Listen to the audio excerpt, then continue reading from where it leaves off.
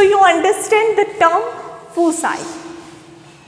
Fossils, that means accidentally ક્યારેક અર્થ ઉપર કોઈ લિવિંગ ઓર્ગેનિઝમ કે નોન લિવિંગ ઓર્ગેનિઝમ છે અને એ એવી રીતે અર્થ ક્રસ્ટની અંદર દટાઈ ગયું કે એના પછી એને એ ડિકમ્પોઝ થાય તો પણ એની આજુબાજુની જે માટી જે છે એ એનો શેપ જે છે એ રિટેન કરે. સો અર્થ ક્રસ્ટને ખોદવામાં આવે અને જો એ ટાઈપનો શેપ પાછો મળે તો એવું વિચારી શકીએ કે આ ટાઈપના હ્યુમન બિંગ કે આ ટાઈપના ઓર્ગેનિઝમ્સ ઓર એનિમલ્સ એ સમયની અંદર સર્વાઈવ કરતા હશે. Okay, such studies of organ structure cannot be done only in current species but also in species that are no longer alive. How do we know that these extinct species ever existed? We know this from finding fossils. What are fossils? When organisms die, their body will decompose and be lost. But every once in a while, body or at least some part may be in the environmental, and that does not let it decompose completely. If a dead insect get caught into a mud, for example, it will not decompose quickly and the mud will eventually harden, retain the impression of the body part of insect. All such preserved traces of living organisms are called fossil. So there is a fossil of tree trunk, fossil of invertebrates, there is a fossils of invertebrate, another kind of fish, dinosaur skull, etc. So these all are called fossil. So how do we know that how old this fossil? Carbon dating is another procedure, and rather than that, so if you dig the earth, the more recent died animals would be on the top part. More time ago or years ago, if some organism has died, it would be in the lower part of earth crust. That is how we can say this organism which we found from deep earth core, that would be the most ancient or most old. How do we know old fossil are? There are two components to estimate. One is relative. If we dig into the earth, start finding fossil, it is reasonable to suppose that fossil we find closer to the surface are more recent than fossil we will find in deeper layer. The second way of dating fossil by detecting the ratio of different isotopes of same element in fossil material. It would be interesting to find out exactly how this method works. So that method of carbon dating, that is done by carbon, how old the carbon, in which form carbon is present inside a body, can with the help of that we can determine how old the trees or dead bodies are. Next topic is evolution by stages. A question that arises here is, if complicated organs such as eye are selected for their advantage they provide, how can they be generated by single DNA change? How can they be generated by a single DNA change? Surely such a complex organ will be created bit by bit over generation. But how can each intermediate change to selected form?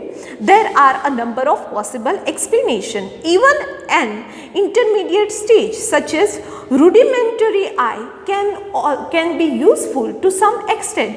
This might be enough to give fitness advantage. In fact, eye like the wing seems to be very popular adaptation. Insects have them. So does an octopus, and so do vertebrates. And structure of eye in each of the organism is different enough from them to have separate evolutionary origin. So eye is, we can consider this as a evolution by stage. So basic eye structure is just a circle, okay. Then there is a pupil, like humans do have, snake have different kind of eye, and also another creatures, for example grasshopper and etc. So each organism has different kind of eye structure. Like owl can see in the night, same goes with cat and mice.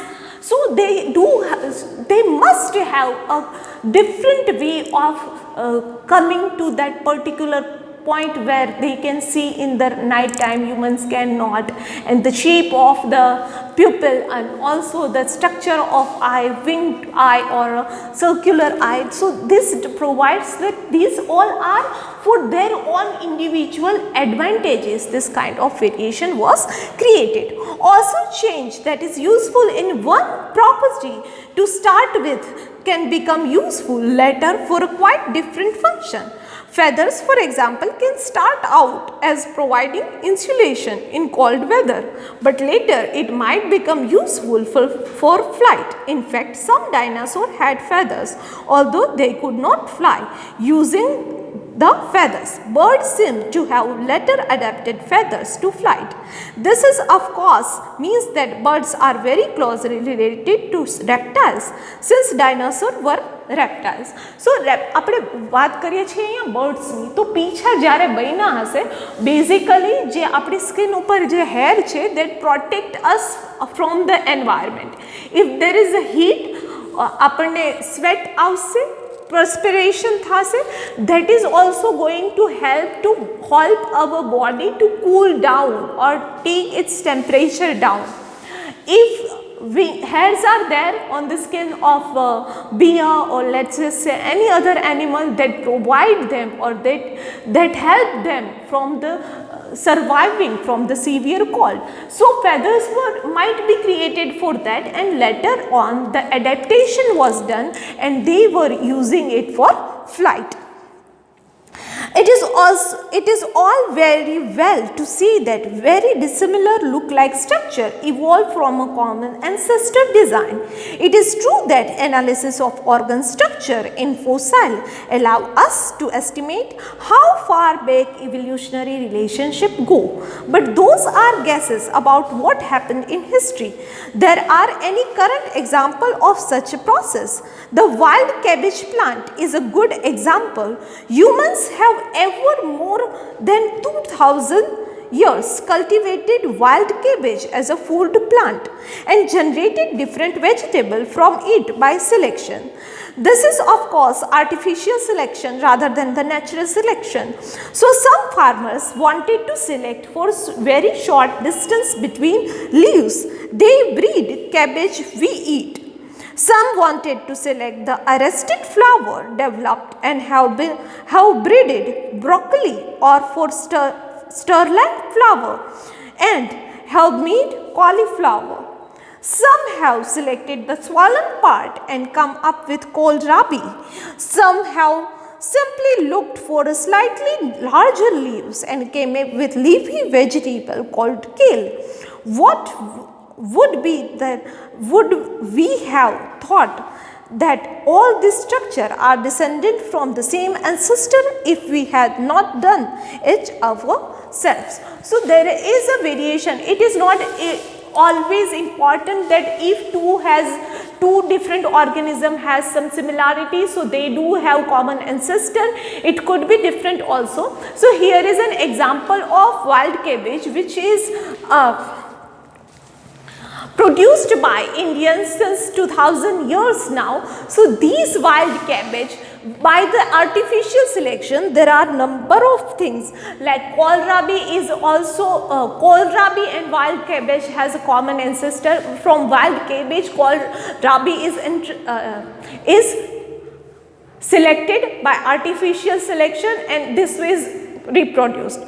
Then there is a cauliflower, then there is a broccoli, then there is a lettuce, then there is a kale. These all came from a single common ancestor which is called wild cabbage. So it is very difficult for us to understand this kind of variation can took even place if we haven't done this by ourselves.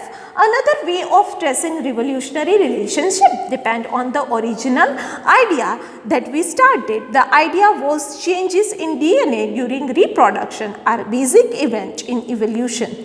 If that is the case, then comparing the DNA of different species should give us direct estimation of how much DNA has changed during the formation of this species. This method is now extensively used to define evolutionary relationship. So basically this DNA tracing procedure was discovered to find the evolutionary relationship. But nowadays in TV serial or melodrama, we see that everyone now and then checking their DNA or testing their DNA. So that is because if that person has DNA similar to the next one, that means they have common ancestor. Okay, so that's all for now. Thank you.